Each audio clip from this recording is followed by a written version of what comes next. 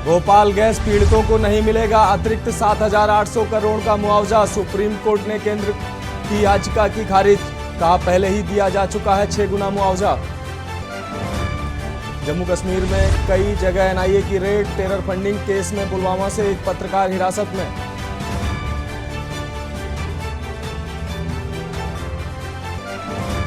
Adani Hindenburg मामले पर JPC की मांग को लेकर संसद में हंगामा। संसद के दोनों सदनों में लगातार दूसरे दिन भी विपक्ष का हंगामा। सिसोदिया की गिरफ्तारी के विरोध में आपका हस्ताक्षर अभियान, मंत्री गोपाल राय बोले ईडी और सीबीआई के पास सिसोदिया के खिलाफ कोई सबूत नहीं। इंदौर में जन्मे वरिष्ठ पत्रकार डॉक्टर वेद प्रताप वैदिक का निधन। दिल्ली में बाथरूम में फिसले, अस्पताल पहुंचने से पहले हुई मौत। गुजरात में भी H3N2 की दस्तक। बड़ोदरा में 58 वर्षीय महिला की वायरस से मौत की खबर, जांच के लिए भेजी गई रिपोर्ट। आप देख रहे हैं के न्यूज, खबरों का सारथी। नमस्कार, फाइनल बुलेटिन में आपका स्वागत है। मैं हूं आपके साथ मनोज गौड़ मानस। बढ़ते हैं खबरों की तरफ। खबर दिल्ली से है, जहां अमेठी से सांसद स्मृति ईरानी ने ट्वीट करके बताया कि अमेठी की टीम प्रधानमंत्री से आज मुलाकात करेगी और कहा कि 2024 में अमेठी तैयार है। 2024 में फिर एक बार मोदी सरकार बनेगी। बता दें कि हाल में सांसद स्मृति ईरानी अपने संसदीय क्षेत्र का दौरा करके दिल्ली लौटी हैं, जिसके बाद स्मृति ईरानी ने पीएम मोदी से मुलाकात कर ट्वीट के जरिए मुलाकात की जानकारी दी।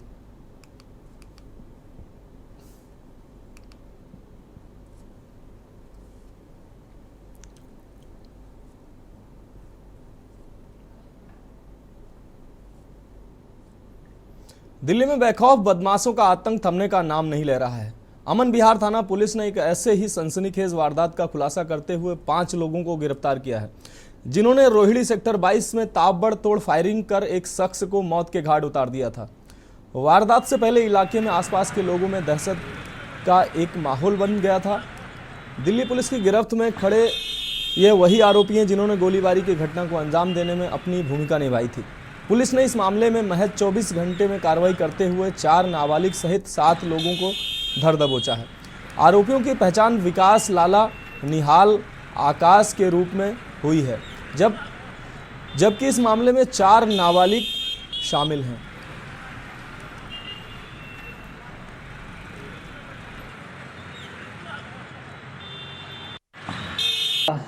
ग्यारह मार्च को सेक्टर 22 में अमन विहार एरिया में एक फायरिंग का इंसिडेंट नोटिस में आया था।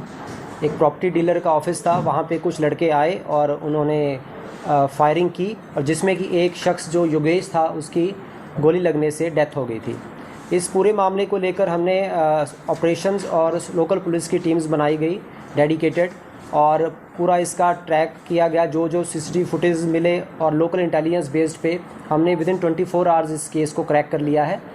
और जो मेन एक्यूज़ था, मेन एलिज्ड विकास एलियस लाला, वो हमने अरेस्ट कर लिया है। उसके साथ उसके 2 और साथी निहाल और आकाश, उन दोनों को भी अरेस्ट कर लिया है। इसके अलावा 4 जुवेनाइल्स जिन्होंने कंपनी किया था, उनको भी हमने एप्रीहेंड कर लिया है। अगली खबर मध्य प्रदेश से। मध्य प्रदेश विधानसभा चुनाव से पहले आम आदमी पार्टी ने राजधानी भोपाल में अपना शक्ति प्रदर्शन किया। दिल्ली के मुख्यमंत्री और पार्टी संयोजक अरविंद केजरीवाल और पंजाब के सीएम भगवंत मान भोपाल पहुंचे। आज आप प्रमुख केजरीवाल ने कहा कि पीएम मोदी आम आदमी पार्टी से डरते हैं। मध्य प्रदेश में अब यह हालत हो गई है कि वोट किसी को दो और सरकार बीजेपी की बनती है।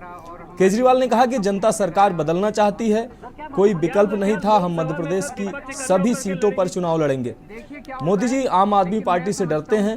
पहले हमने दिल्ली में सरकार बनाई, फिर पंजाब में, अब लोकसभा चुनाव में मोदी जी को दिक्कत हो सकती है। मोदी जी आम आदमी पार्टी से मोदी जी हम लोगों क्या जिस तरह से जेल जा रहे हैं सब लोग। इस मोदी जी आम आदमी पार्टी से मोदी जी हम लोगों क्या जिस तरह से पहले दिल्ली में सरकार थी, अब पंजाब में सरकार हो गई, गुजरात के अंदर इनकी वो कहते हैं ना शेर की मांद में घुस के ललकारा इन लोगों को, वैसे ललकारा और हमारे इतना अच्छा वोट शेयर आया वहाँ पे। सर क्या लोकसभा में सर विपक्ष इकट्ठा होकर के लड़ेगी? देखिए क्या होता है, लेकिन मैं समझता हूँ कि बीजेपी को समस्या होगी लोकसभा के अंदर। आइए सर के क्या कुछ प्लान है? देखिए आजादी के बाद 20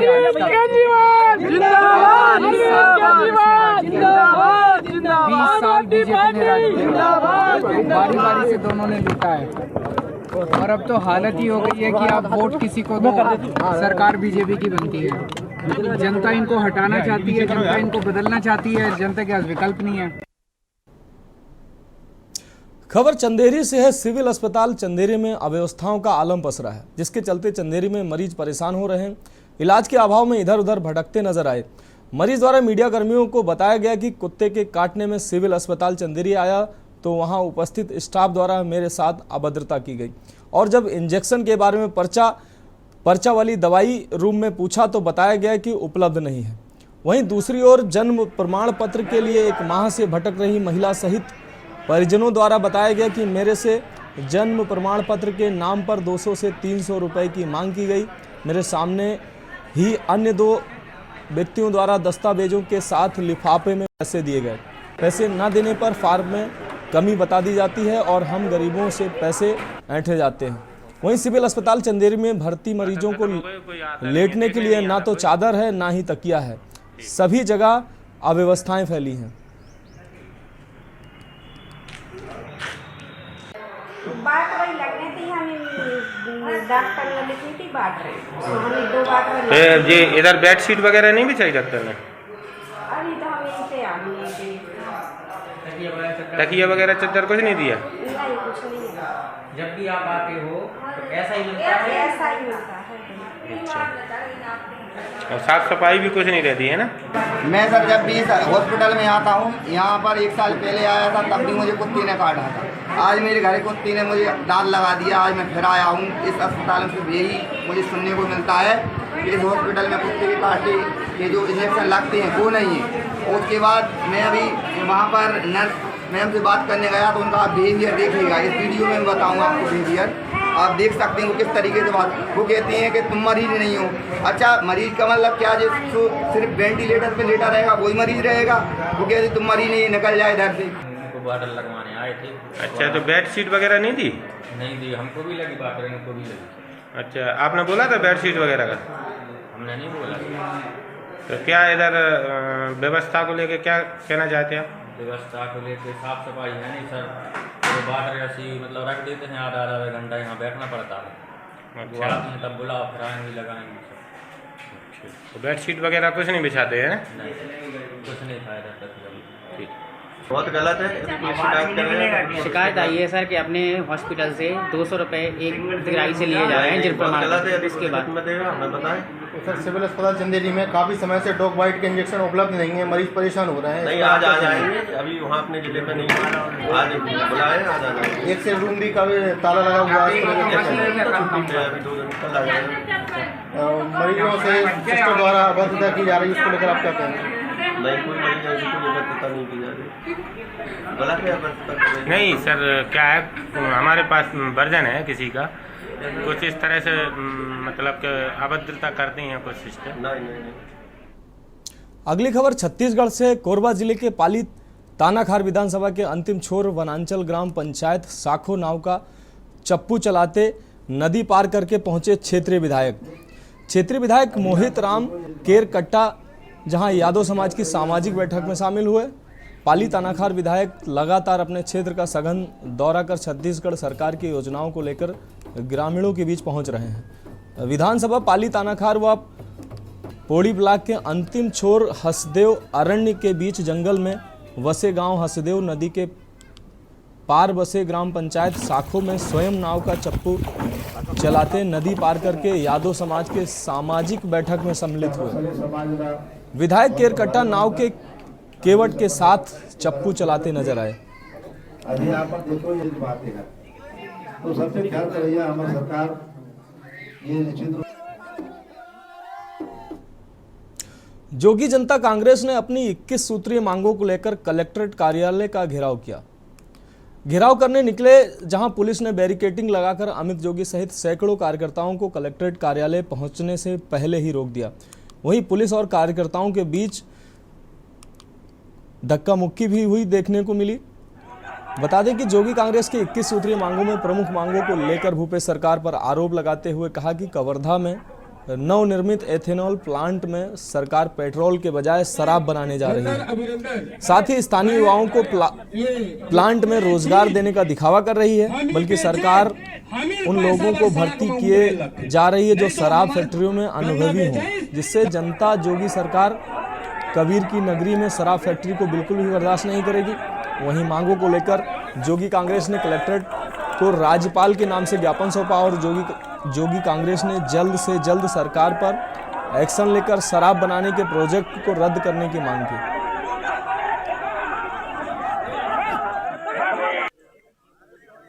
इस कंपनी के द्वारा निकाली गई 115 में से 100 वैकेंसी ऐसे लोगों के लिए आरक्षित की गई है जिनका 15 से 20 साल मोलेसिस डिस्टिलरी मतलब दारू भट्टी में अनुभव हो, उनके लिए। और जो बाकी 15 हैं वो बस ऐसी किसी की ड्राइवर की, किसी के वो सफाई स्वीपर की पोस्ट, उसमें भी 10-10, 12-12 साल का मांग लिया है। इनकी मंशा साफ है, यहाँ के एक भी व्यक्ति को रोजगार नहीं देना। यहाँ कवर्धा का कोई भी लड़का या कोई भी हमारी बहन क्या शराब दुकान फैक्ट्री में 15 साल का वर्क एक्सपीरियंस होल्ड करता है क्या?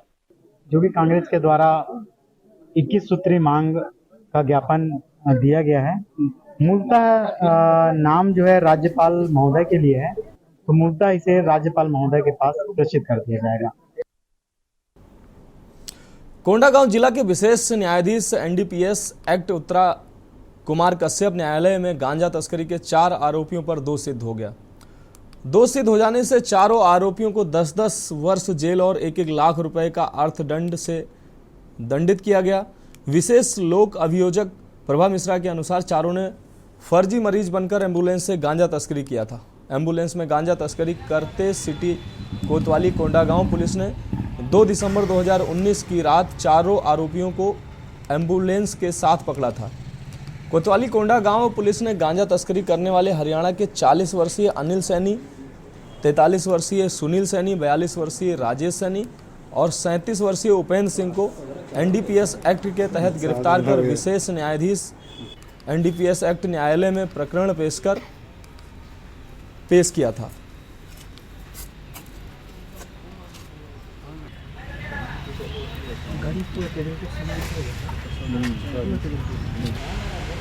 इसमें एक मामला है एनडीपीएस एक्ट का धारा 20 का उपधारा 2 का सी थाना कोंडागांव का, जिसमें 4 आरोपी गण हैं, अनिल सैनी, सुनील सैनी, राजेश सैनी और उमेंद्र सिंह। ये चारों आरोपी गण जो है वो पानीपत हरियाणा के निवासी हैं और इनके द्वारा दिनांक 2/12/19 को मलकानगिरी से कोंडागांव के रास्ते होते हुए मारुति इको एम्बुलेंस में अवैध मादक पदार्थ जो गांजा है उसका परिवहन किया जा रहा था, जिसकी वाणिज्यिक मात्रा लगभग 42.4 किलोग्राम थी। इसमें चारों आरोपी गण को माननीय विशेष न्यायाधीश एनडीपीएस एक्ट के श्री उत्तरा कुमार कश्यप जी के द्वारा 10-10 वर्ष का सश्रम कारावास तथा 1-1 लाख रुपए का अर्थदंड से दंडित किया गया है। कोंडागांव में मुख्यमंत्री की योजना पूरी होती नजर आ रही है। शिक्षा विभाग की माने तो 10 नए आत्मानंद स्कूल खुलने के लिए जिले के लगभग 8 से 10 हजार बच्चों को इसमें प्रवेश मिलेगा। इसका सीधा फायदा मध्यम गरीब परिवारों को होगा। कोंडागांव के जिला शिक्षा अधिकारी अशोक पटेल ने जानकारी देते हुए बताया कि स्वामी आत्मानंद शासकीय उत्कृष्ट विद्यालय संचालन से केवल विद्यार्थी और विद्यार्थी परिजनों को ही फायदा नहीं हो रहा है, बल्कि क्षेत्र के शिक्षित बेरोजगारों को भी इसका लाभ मिल रहा है। उन्होंने बताया कि जिले में चल रहे 9 स्वामी आत्मानंद स्कूल में लगभग 200 बेरोजगारों को रोजगार का अवसर दिया है। इसी तरह 10 नए आत्मानंद विश्वविद्यालय आत्मानंद विद्यालय से लगभग 300 शिक्षित बेरोजगारों को रोजगार का अवसर मिलेगा।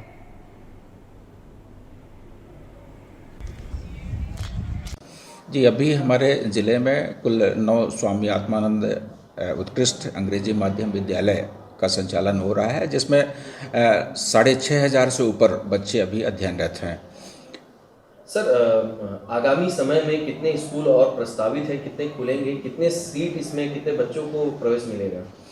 हमारे ज़िले में आगामी सत्र 2022-23 में 10 स्वामी आत्मानंद नवीन स्कूल प्रस्तावित हैं, जिसमें से 5 हिंदी मीडियम के होंगे और 5 इंग्लिश मीडियम के होंगे।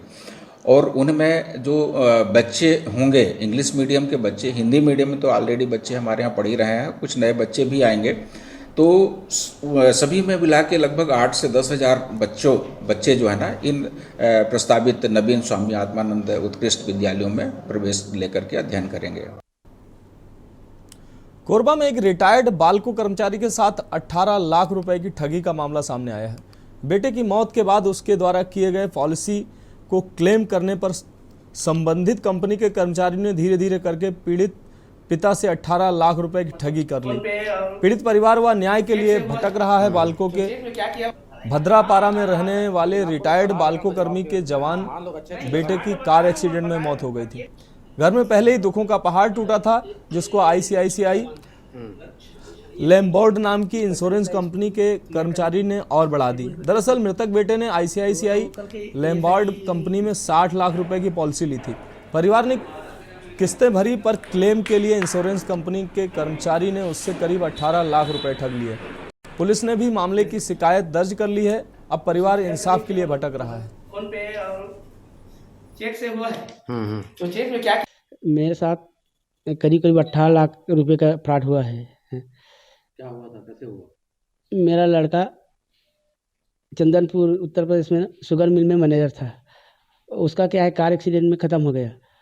वो जो है ICICI लैम्बोर्ड में 50 लाख का पॉलिसी कराया था और एक और पॉलिसी था 10 लाख का।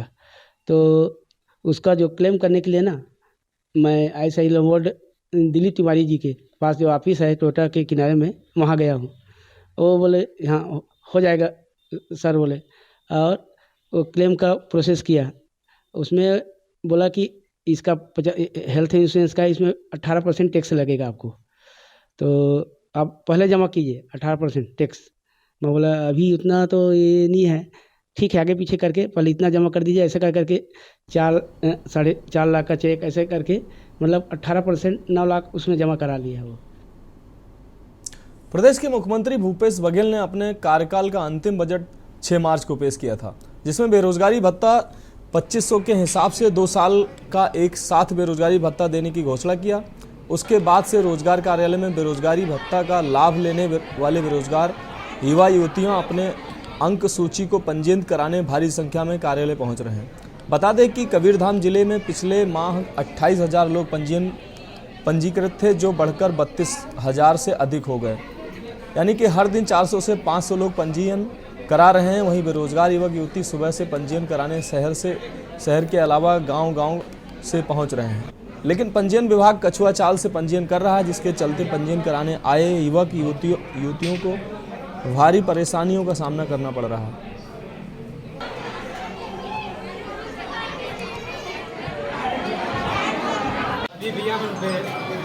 रोजगार कार्यालय आए हैं, रोजगार कार्यालय आए हैं पंजीयन करवाए बर। सरकार आज रोजगारी भत्ता दियो के देखा बर आए हैं, सुबह से आए हैं, बहुत भीड़ हवाई है, लाइन में लगे हैं, अभी तक कोई नहीं है हमारे।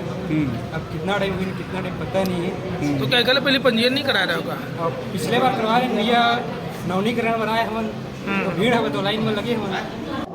मतलब जो जीवित पंजी है आज से 1 महीना 1.5 महीना पहले करीब 28,000 थी, जो अब 32,500 हो गए। करीब 4,500 1.5 महीने में पंजीयन कर रहा है बेरोजगार लोग। बेरोजगारी भत्ता की विस्तृत निर्देश तो अभी आने का है, लेकिन हम लोगों को अभी तक जो जानकारी मिली है उसके आधार पर अभी 2,500 रुपये महीना प्रति महीना ये शासन के द्वारा दिया जाना है बेरोजगार लोगों को। ये करीबन 2 साल दिया जाएगा और इसके लिए आय सीमा निर्धारित की गई है। उस परिवार की आय की सीमा क्या होनी चाहिए, क्वालिफिकेशन 12वीं पास होना आवश्यक किया गया।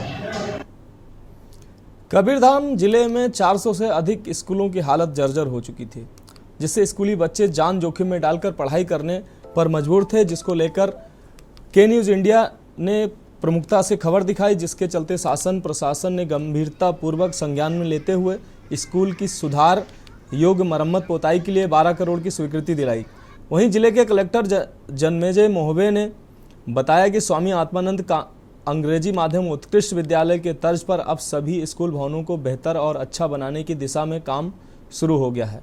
मुख्यमंत्री भूपेश बघेल ने मनसा अनुरूप स्कूली शिक्षा विभाग द्वारा कबीरधाम जिले के 370 मरम्मत एवं सुधार योग्य स्कूल भवन के लिए लगभग 12 करोड़ रुपए की प्रशासकीय स्वीकृति मिली है। शासन का निर्देश था जिसमें हमने पूरे कवर्धा जिले में सभी स्कूलों का परीक्षण करवाया और लगभग 11 करोड़ की स्वीकृति राज्य शासन द्वारा दी गई है, जिसके काम चालू हो रहे हैं। इसमें परसा टोला भी है, प्रोसेस में है, टेंडर प्रोसेस में, और शीघ्र यहाँ काम चालू होगा। जब भी एजुकेशन ईयर नया चालू होगा उस समय ये अच्छा हो जाएगा। मुख्यमंत्री हेमंत सोरेन से आज झारखंड विधानसभा स्थित मुख्यमंत्री कक्ष में भूतपूर्व सैनिक पोदना बालमुचू ने मुलाकात कर एक ज्ञापन सौंपा। मुख्यमंत्री हेमंत सोरेन से उन्होंने भारत सरकार के आदेशानुसार वर्ष 1971 युद्ध में घायल सैनिकों को 5 एकड़ कृषि भूमि एवं अन्य सुविधाएं अभी तक नहीं दिए जाने संबंधी बातों से अवगत कराया। मुख्यमंत्री से भूतपूर्व सैनिक पोदना बालमुचू ने कहा कि वर्ष 1971 युद्ध में लड़ते हुए मुझे गोली लगी थी और मैं गंभीर रूप से घायल हुआ था। अतएव युद्ध में घायल हुए सैनिकों को भारत सरकार द्वारा शौर्य पुरस्कार स्वरूप 5 एकड़ कृषि भूमि एवं अन्य सुविधाएं दिए जाने संबंधी लिखित आदेश दिया गया, परंतु मैं आज तक इन सुविधाओं से वंचित हूं। मैं 80 वर्ष का हो चुका हूं तथा 80 के आखिरी पड़ाव पर हूं, उम्र के आखिरी पड़ाव पर हूं।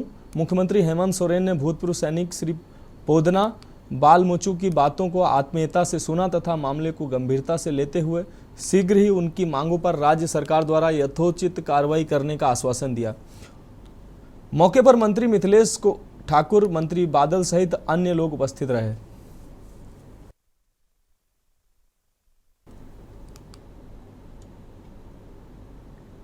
झारखंड विधानसभा बजट सत्र के 8वें दिन नियोजन नीति पर झारखंड के स्वास्थ्य मंत्री बन्ना गुप्ता ने भाजपा पर आरोप लगाते हुए कहा कि विपक्ष के लोग फर्जी ट्विटर अकाउंट बनाकर 16,000 ट्वीट को 4 लाख रिट्वीट बतला रहे हैं। उन्होंने कहा कि भाजपा हिंदी विरोधी, संस्कृत विरोधी है।